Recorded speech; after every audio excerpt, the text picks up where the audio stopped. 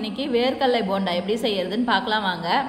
அதுக்கு 200 கிராம் வேர்க்கடலையை நான் 10 மணி நேரம் ஊற வச்சிருக்கேன். ஒரு பெரிய வெங்காயம் பொடியா கட் பண்ணது, கொஞ்சம் கருவேப்பிலை, 4 காஞ்ச மிளகாய் கிள்ளி வச்சிருக்கேன், 1 டீஸ்பூன் அளவுக்கு இஞ்சி பூண்டு விழுது, 1/2 டீஸ்பூன் அளவுக்கு சோம்பு, தேவையான அளவுக்கு சால்ட் சேர்த்துக்கலாம்.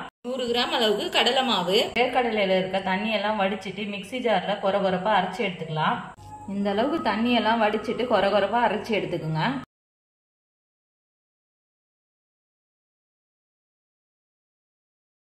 இப்போ தேவையான அளவுக்கு சால்ட் சேர்த்துக்கலாம்.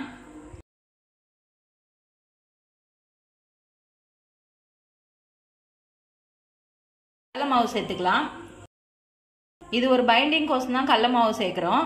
நீங்கள் வேர்க்கடலை மட்டும் சேர்த்தீங்கன்னா உடஞ்சிரும்.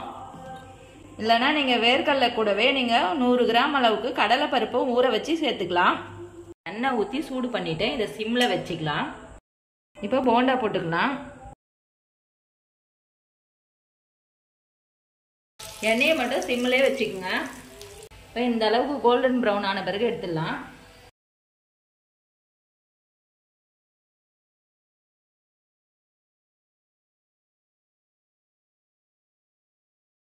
ஹெல்தியான இந்த வேர்க்கடலை போண்டாவை நீங்களும் வீட்டில் செஞ்சு பாருங்க. செஞ்சு பார்த்துட்டு எப்படி இருந்துச்சுன்னு சொல்லுங்க.